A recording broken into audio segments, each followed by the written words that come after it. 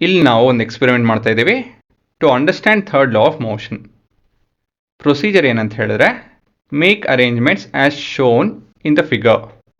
ಇಲ್ಲಿ ನೋಡಿ, ಇಲ್ಲಿ ಇದು ನಿಮ್ಮ ಪಿಕ್ಚರ್ ಅಲ್ವಾ. ಇಲ್ಲಿ 2 ಕಾರ್ ಇದೆ, ಕಾರ್ 1 ಮತ್ತು ಕಾರ್ 2. 2 ಕಾರ್ ನಾವು ಹೇಗೆ ಅಟ್ಯಾಚ್ ಮಾಡಿದ್ದೀವಿ ಅಂತ ಹೇಳಿದ್ರೆ, ಒಂದು ರಬ್ಬರ್ ಬ್ಯಾಂಡ್ ಉಪಯೋಗಿಸ್ಕೊಂಡು ಕಟ್ ಹಾಕಿದ್ದೀವಿ. ಅದು ಬಿಟ್ಟು ಇಲ್ಲೊಂದು ಟೇಪ್ ಇದೆ. ಈ ಟೇಪ್ ಏನಕ್ಕೆ ಅಂತ ಹೇಳಿದ್ರೆ ಡಿಸ್ಟೆನ್ಸ್ ಮೆಜರ್ ಮಾಡೋದಕ್ಕೆ, ಅದು ಹೋಗ್ತಾ ಹೋಗ್ತಾ ನಿಮ್ಗೆ ಅರ್ಥ ಆಗುತ್ತೆ. ಇಲ್ಲೊಂದು ಪುಟ್ಟು ನೋಟ್ ಬರ್ದೀನಿ, ಏನಂತ ಹೇಳಿದ್ರೆ mass of the toy cars are the same.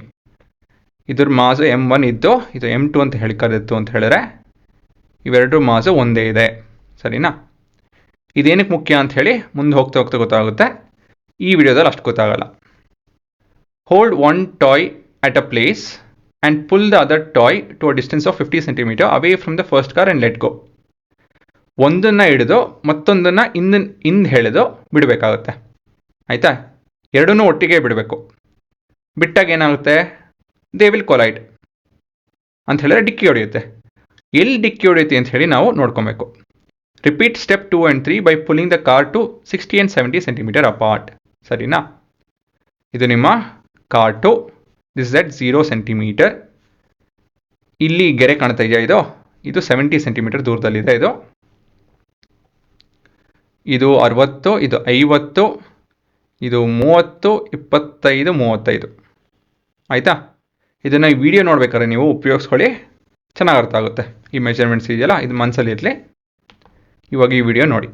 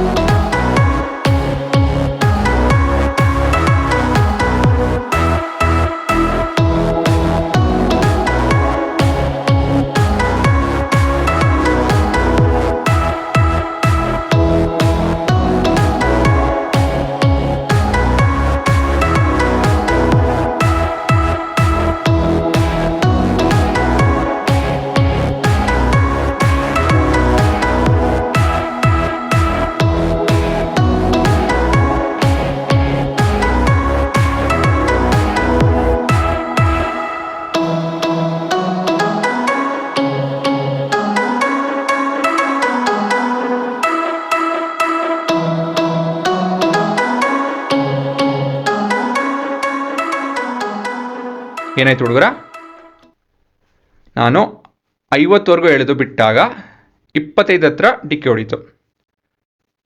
60 ಹತ್ರ ಎಳೆದು ಬಿಟ್ಟಾಗ 30 ಹತ್ರ ಡಿಕ್ಕಿ ಹೊಡೀತು. 70 ಹತ್ರ ಎಳೆದು ಬಿಟ್ಟಾಗ 35 ಹತ್ರ ಡಿಕ್ಕಿ ಹೊಡೀತು ಅಲ್ವಾ.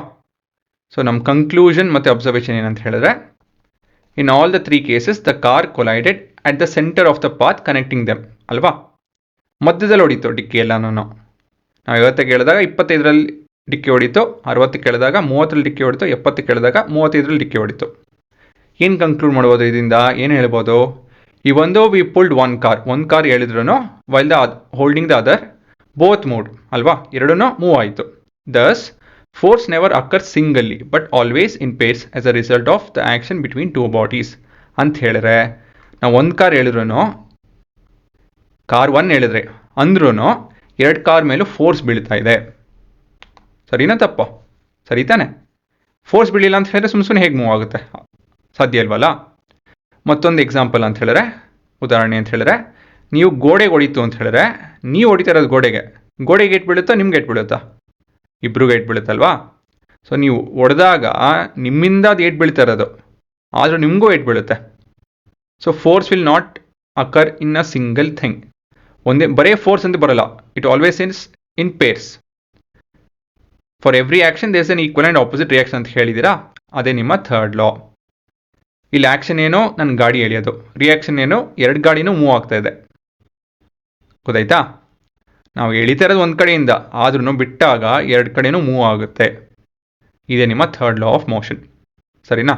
ಇದನ್ನು ನಾವು ಇನ್ನು ಸ್ಟೇಟ್ಮೆಂಟ್ ಅರ್ಥ ಮಾಡಿಕೊಂಡು ಮತ್ತು ಅದನ್ನು ಡಿರೈವೇಷನ್ ಎಲ್ಲ ಮಾಡಿ ನ್ಯೂಮರಿಕಲ್ಸ್ ಮಾಡಿ ಈ ಥರ ಡೀಟೇಲಾಗಿ ಅರ್ಥ ಮಾಡ್ಕೊತೀವಿ. ಸೊ ತಲೆ ಕೆಡ್ಸ್ಕೊಳಕ್ಕೆ ಹೋಗ್ಬೇಡಿ. ಇದರಲ್ಲಿ ಎಷ್ಟು ಅರ್ಥ ಆಗಿದೆಯೋ ಅದೊಂದು ಸ್ಟೇಟ್ಮೆಂಟ್ ಫಾರ್ಮಲ್ಲಿ ಬರ್ಕೊಳ್ಳಿ.